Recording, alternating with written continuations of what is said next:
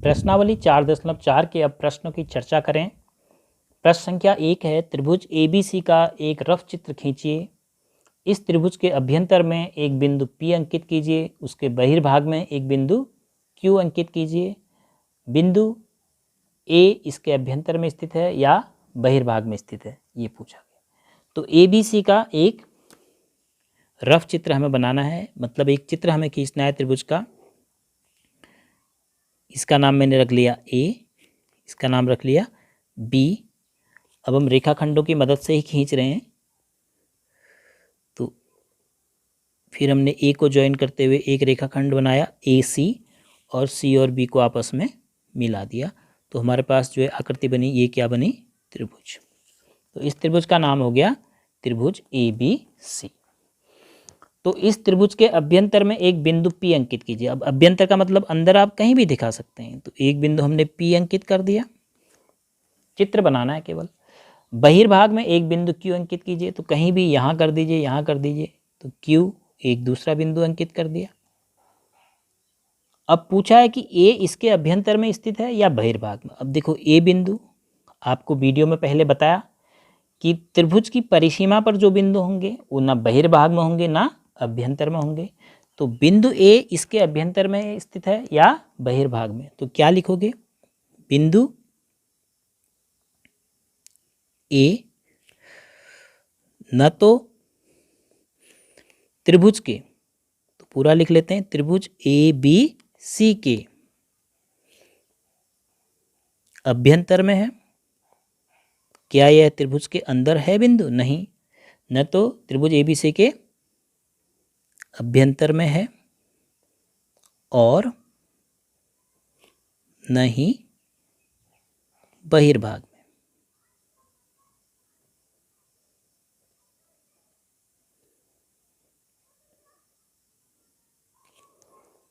अभ्यंतर में भी नहीं है, बहिर्भाग में। ऐसा हमने क्यों लिखा? क्योंकि ये त्रिभुज पर स्थित है। तो अब हमसे ये नहीं पूछा कि कहाँ स्थित है, ये नहीं बताना हमने, तो हमने लिख दिया न तो अभ्यंतर में स्थित है और न ही बहिर्भाग में स्थित है। अगर पूछा जाएगा तो फिर कहाँ स्थित है, तब आप लिखेंगे यह त्रिभुज पर स्थित है। अब प्रश्न संख्या 2 है, संलग्न आकृति में 3 त्रिभुजों की पहचान कीजिए। इस आकृति से आपको 3 त्रिभुज ढूंढने हैं। दूसरा है 7 कोणों के नाम लिखिए। तीसरा है इसी आकृति में 6 रेखाखंडों के नाम लिखिए। और डी है किन 2 त्रिभुजों में कोण भी उभयनिष्ठ है।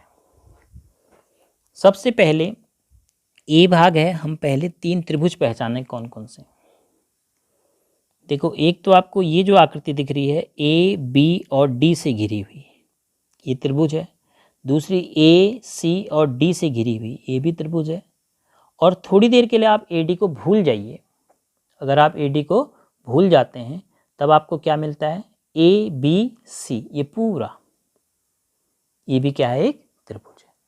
तो इस प्रकार आपने 3 त्रिभुज ढूंढ ले, त्रिभुज ABD, त्रिभुज ACD और त्रिभुज ABC।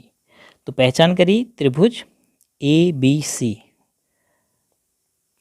दूसरा त्रिभुज ABD संकेत रूप में लिख दिया, तीसरा त्रिभुज ACD।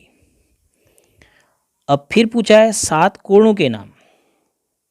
अब कोण कहाँ कहाँ पर बन रहे हैं? देखो, 1 2 3 4 5 6 और ये पूरा 7।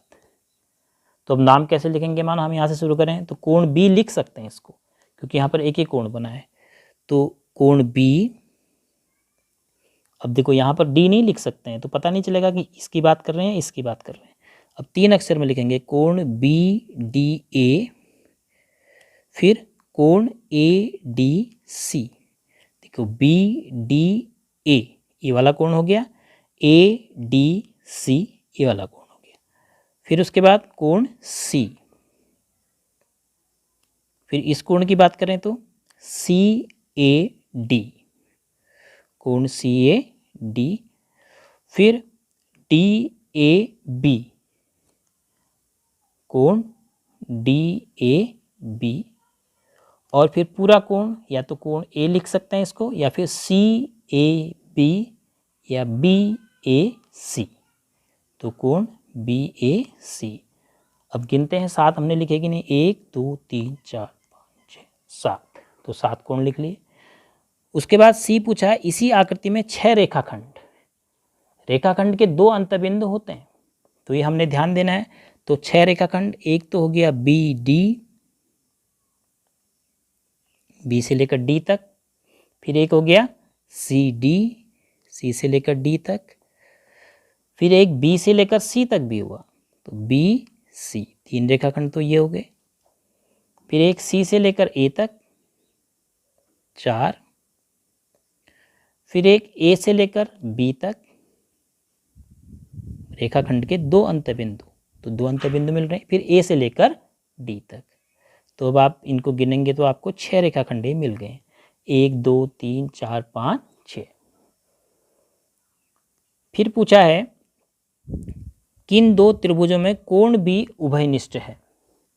कोण B जो है किन 2 त्रिभुजों में है, देखो एक तो ABD में है, और कौन से त्रिभुज में मिल रहा है, ABC में। देखो तो ये कोण दोनों त्रिभुजों में है, देखो ABD में देखिए, इस आकृति में भी है, और अगर पूरी आकृति की बात करें तब भी है ABC। तो किन 2 त्रिभुजों में कोण B उभयनिष्ठ है, कोण B त्रिभुज ABD एवं त्रिभुज ABC में, इन 2 त्रिभुजों में है, उभयनिष्ठ है।